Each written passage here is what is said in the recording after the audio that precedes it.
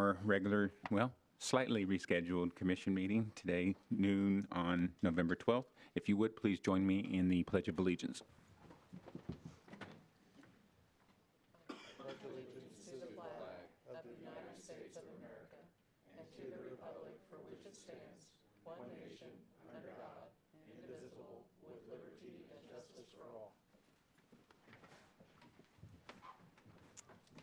Alrighty, first item on today's meeting is to consider the minutes of the October 28th meeting. Commissioners, any questions? Discussion? And call for a motion. Move to approve. I second.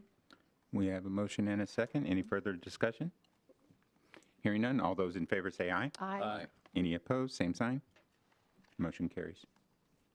Next item is to consider approving a request from the Newton Rec Commission to remodel racquetball courts at the NRC. Ed? Yeah, thank you, Commissioners. Bart Peace with the Recreation Commission is here today to help answer questions if you have any, but ultimately per the agreement, they have to seek approval from this body before they could do any type of improvement to that building, as we are the owners of the building. So they are requesting to remodel the racquetball courts into more of a multi-purpose type of space that they could have classrooms in, or they could, I think, do some tumbling type things, stuff of that nature. So beyond that, if you have any questions, again, Bart is here to help answer some of those questions. Yeah, there's some renderings on the screen of what it might look like. Is this at the rec center's cost, right? Yes, rec centers would pay for all the remodel, and then Chris could help on this, but We approve. per the agreement, we own all of that.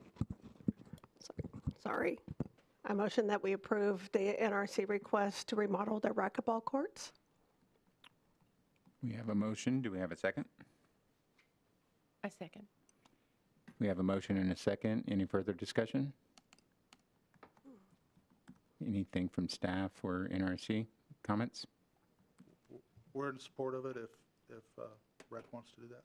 Awesome. Hearing no further discussion, all those in favor say aye. Aye. Any opposed? Same sign. Motion carries. Thanks for coming out. Thank you. Next item today is to share the results of KDHE Water and Wastewater inspections. Ed? Sure, yes, there's no action to be taken on this. It's just kind of trying to brag on staff a little bit.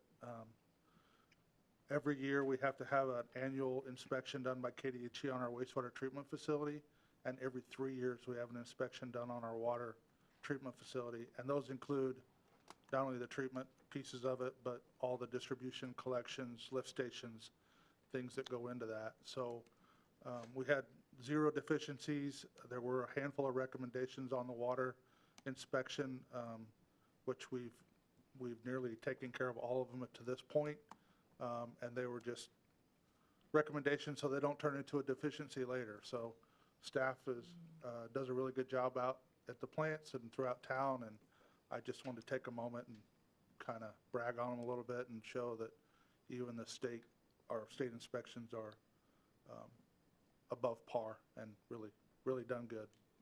So.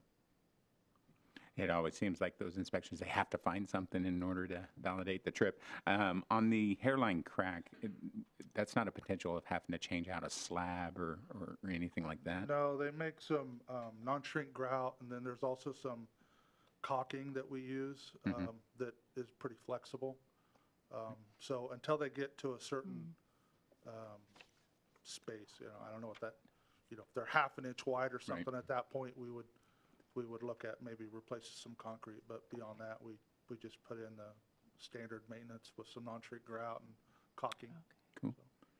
Well, I know I'm thankful for all of the effort to keep our resources in good shape and everything, and that's just indicative of the staff taking care of things. So let them know. Thank you. Will do. Thank you. Do we need a motion to receive the report or anything? I so move. I second. Well, we got a motion and a second. Any further discussion? All those in favor say aye. Aye. Any opposed, same sign. Motion carries. We'll button it up for you, Denise. No, that's okay. Alrighty. Next item today is to consider an ordinance amending Chapter 18 of the Code of the City regarding solid waste. Ed?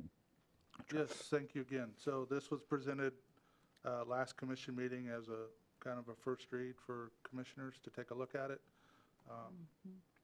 Hearing nothing from anybody as far as they wanted to see anything different, I'm just bringing it back and asking to approve and adopt the changes to the ordinance. And thanks for sending those to me so I could read them all, and Sure. I appreciate it. Thank you for the red line. Yeah.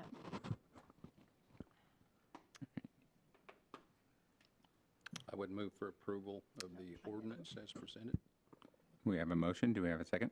Second. whatever number it is. Be 5183-25. That one. We have a motion and a second. Any further discussion? Hearing none, all those in favor say aye. Aye. Any opposed? Same sign. Motion carries. Thank you. Thank you, sir. Yeah, thank You you. can take a break for a few minutes. Next item is just to consider closing Main Street on December 4th from 5 to 8 p.m. for the Parade of Lights. Denise? Yes, thank you. This is a request that comes to you from the Lions Club to close Main Street on December 4th for the annual Parade of Lights. They would be closing Main Street from 5 to 8 p.m. We would send this to KDOT, which we have, and they have okayed it already, so just ask for your approval. I motion that we approve the Parade of Lights request. We have a motion. Do we have a second? Second. We have a motion and a second. Any further discussion? Hearing none, all those in favor say aye. Aye. Any opposed? Same sign. Motion carries. Next item today is to consider an ordinance repealing Section 20-410 of the Code of the City. Chris? Yeah, this is just a city code cleanup. As you recall, when we adopted the fire code, there was a requirement that doors, exterior doors swing out if there's an occupant load of 50 plus. We've had a provision in the local city code that prohibits any door from opening into a public right-of-way. So finding those two provisions in conflict, city staff recommends repealing the local city code provision. This would just apply to, I guess, any property that would be adjacent to a public right-of-way that would require it to swing out as opposed to prohibiting that action. So it's in the form of an ordinance, and Denise has an ordinance number, but I would stand for any questions on that. So it now allows for new construction or remodels that would have to fall in line with the new code, but it doesn't require any modifications to existing. It would now require those doors to swing out. Am I answering your question? If But there's not an on any existing, they're not required to change any existing doors, only, Do people have to go back and make changes? Only after somebody pulls a permit. only after. a Yeah, permit. that it would trigger, right. Right. Yeah, if it's existing, then I just it's a wanted to non, make- yeah, but any permit would trigger. I Correct. would agree. Okay. All right, I just wanted to make sure that that was not going to cause anybody to have to change anything unless they were already making changes, i.e. pulling a permit. I would agree. Okay. Commissioners? No, I don't. Ordinance number would be 5184-25. I move we approve 5184-25. I second. We have a motion and a second. Any further discussion? Hearing none, all those in favor say aye. Aye. Any opposed? Same sign. Motion carries. Thank you, sir. Next item is to consider temporary suspension of utility service shutoffs. Daniela? Thank you, Mayor. In light of recent economic hardships brought by the suspended federal food assistance program, specifically SNAP, the city sees a need for temporary economic relief for its residents. The city has limited avenues to ease economic hardship. We currently have an economic hardship program that we are attempting to revamp to make it more easier to apply and get approved. We're not quite there yet. To those most vulnerable residents, confidence in the persistence of their water service allows each household to prioritize their budget. It allows them to stretch their dollars and makes ends meet. A proposed motion to suspend disconnection of residential water services and associated fees would be in line with other Kansas municipalities who have enacted similar suspensions. In line with state law and local code, the city will retain disconnection rights for commercial establishments and will exercise the discretionary authority to lift the suspension. We had a quick conversation on Thursday about this. We do have some news in light of the suspension of federal food assistance. The Kansas Department of Children and Families issued full November SNAP benefits to beneficiaries on Friday. Confirmed that on Saturday morning with some individuals who do receive SNAP. I believe that the intention to hold off the shutoffs was to ease that not receiving those monies. Now that they have received those monies, I will leave it to this commission to have a discussion of whether or not this is necessary, at least now. And yes, that's what I have. And then by what metric would we measure those that are most vulnerable? Well, currently the way we're measuring, and I know we don't have quite November shutoff numbers, is we were looking to see if shutoffs were increasing. And I believe they're, as of what we have now compared to last year, they haven't. They're right around what they were last year. That might change as we close out November. That coupled with, and I don't have this today, I apologize. We could start keeping track of who is asking for that assistance internally. We do have a process. It is difficult to get approved on this economic hardship program. It's mostly for seniors. So I don't have a really good answer for you now, other than shutoffs have not increased from what I understand. I don't know, Johnetta, do you happen to know? I don't have Yep. November's numbers, but just as Daniela spoke, we have not seen an increase, but like she said, that was September and October numbers. Yeah. I will add that I went to the Kansas GFOA, which is the Kansas government. How long she have to be here before she gets her own microphone? No.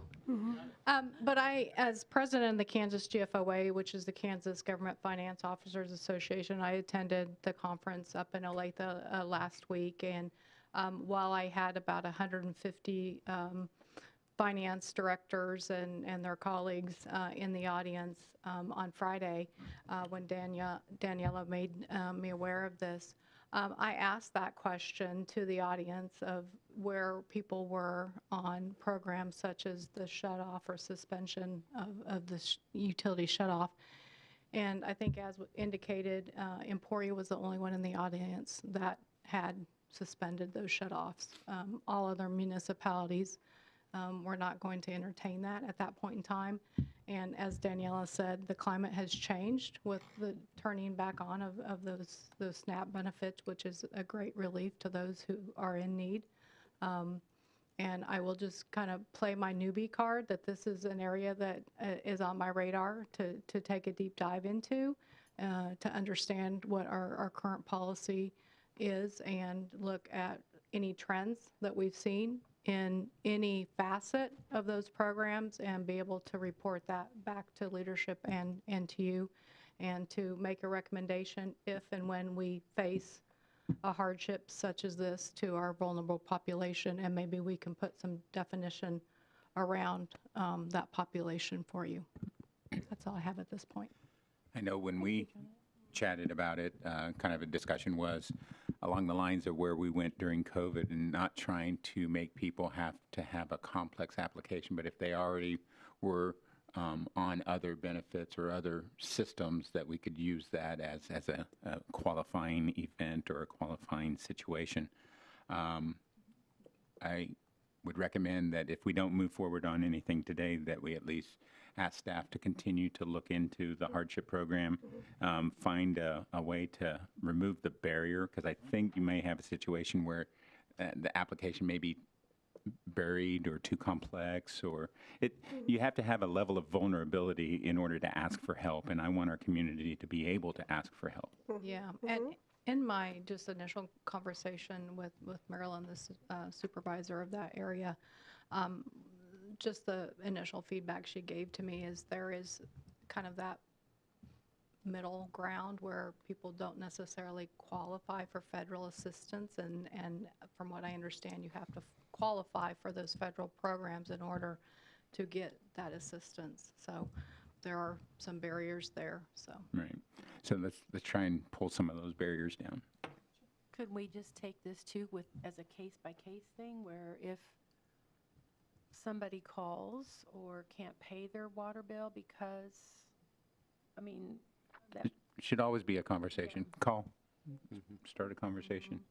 I agree. And I know those conversations exist, not only down there, but have escalated to myself, and I know have even escalated up to Daniela to have, so. Good. We'll continue that communication method. Cool.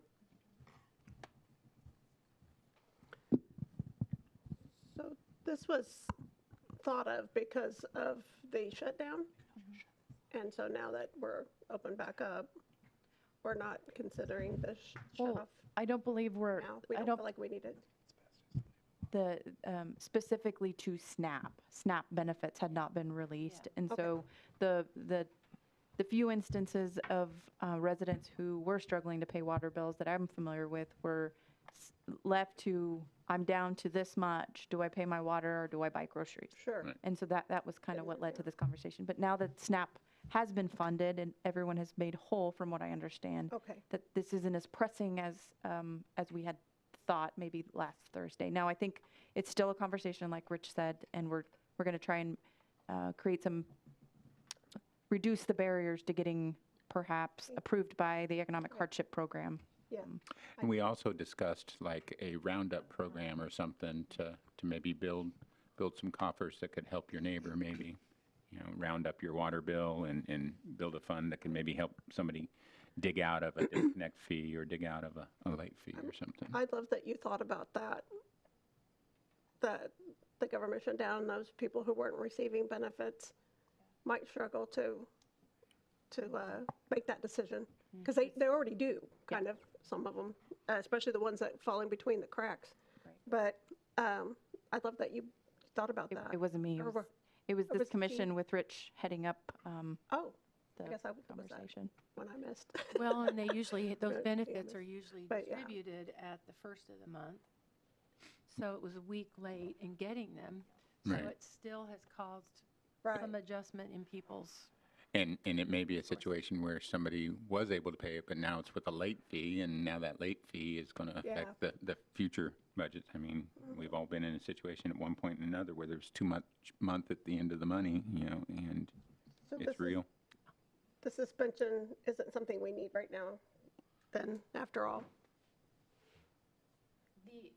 The idea behind putting it on the agenda was to make people whole because SNAP had not been released. Now that SNAP has been released, I don't see a need to do this today. Sure. Yeah. I agree. yeah.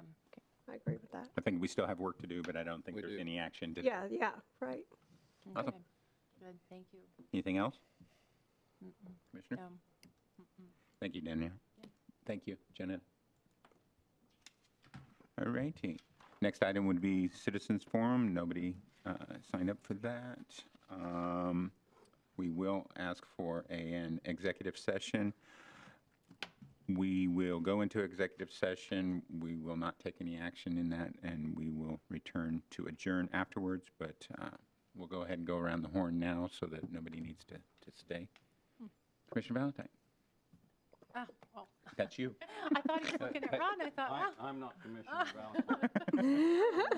gears are still shifting from where I just came from. No, I'm just thankful for all the work. I always am. I'm thankful for all of that. And again, I've said this to many. You all help us so well. You provide so much for us so that we can make those very best decisions. So I say thank you to all of the staff, to all of them, all of you. Thank you very much. I want to thank Ed. Ed's really dug in, and, he gets us good information, and he's shown great leadership, and I appreciate what you do and Thank you. the seriousness of what you do. Thank you. Daniela? I have two things. One, the first is I want to express my appreciation for the individuals that worked on Shield AI internally, because I was out of state at a conference and I received kudos in a different state as this was approved, and I think that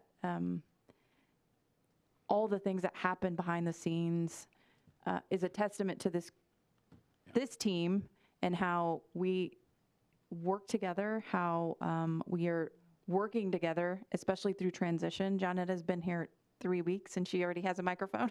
2 weeks, 3 weeks? And Ed being new, all of us, there's a lot of transition happening within the city of Newton, externally and internally. And I appreciate the grace from this commission, and I appreciate the grace from staff, because we're working through this, and it's a good time to be a part of Newton. So thank you. And I want to point out Chris and Brian, who worked on this tirelessly in the evening. Thank you so much for taking care of that while I was enjoying a conference in Tampa, Florida. Gallivanting around. Gallivanting. The second item I have is, if you give me like 5 minutes, Definitely. I need to celebrate someone else in our organization who received an award. Sorry, Aaron. I saw you put your head down. The Kansas Association of Public Information Officers is a statewide organization of government and quasi-government public information officers, and I think other communication professionals.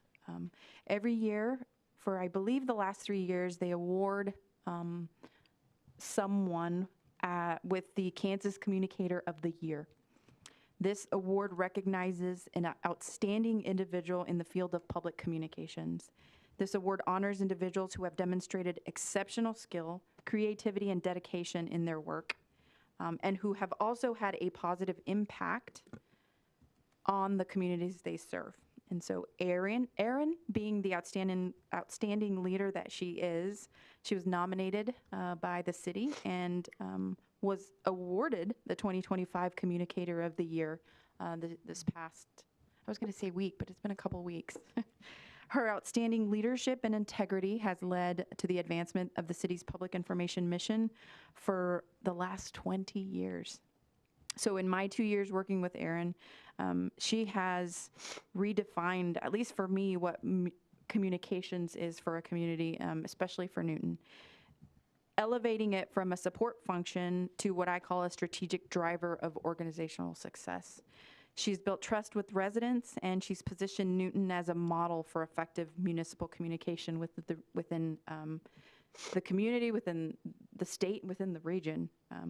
Her accomplishments stand as a testament to her vision, to her professionalism, to her tireless work into her craft, which she's really, really, really good at.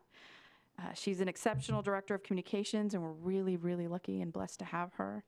Staff was able to be there when she received her award a couple of weeks ago in Salina. We surprised her.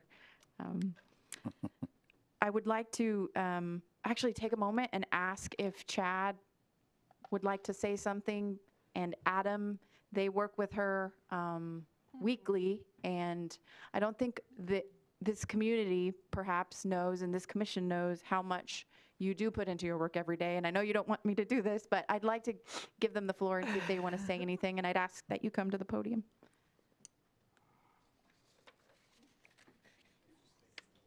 No hesitation. I am short, and I'll be short. I know that I've been in this town doing this for about 25 years, and that's all anybody knows of me. But I've done this in multiple states and in multiple communities. And because I've done this in multiple states and multiple communities, I can unequivocally say Erin is the best. There is no second place. I can text her at any time and get a response. I can call her at any time and get a response. Wow. Even when she's on vacation. She's the best. And she has always understood the challenge that I have, not only being here for 25 years, but for the last 10 of those working multiple jobs. And it is a very unique individual that I can send a text to and say, I just need a confirmation of an arrest. I don't need any other details. I just need to confirm the arrest. Because I know all the other stuff from my other job, but I can't talk about it and I can't report it unless I get a confirmation from someone else. And Erin understands that, and she does that. She's the best. You've got a good one. Years ago, I said if she ever leaves, I want her job. But I'm getting too Never old leaving. for that She's never- now, and I hope she never leaves. Thank you. Thank you. Thank you.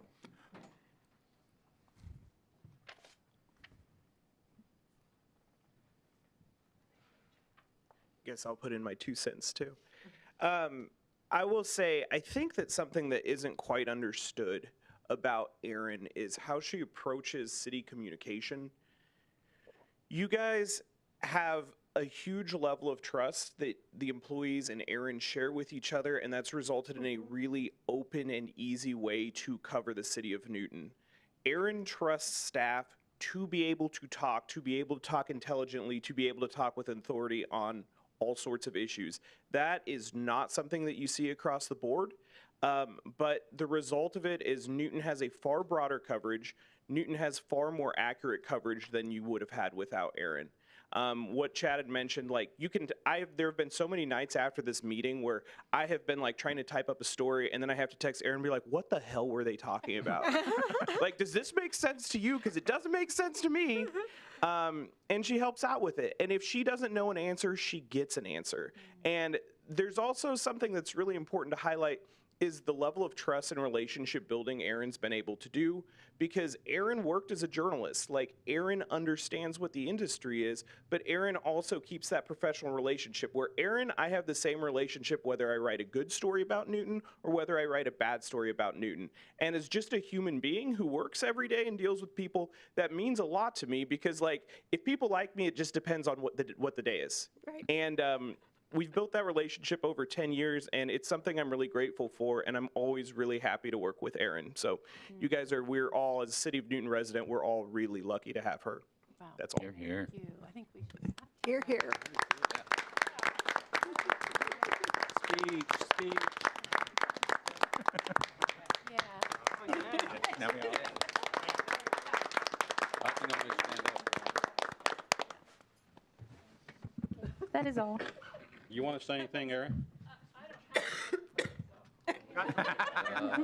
That won't work. Speechless. Oh, no.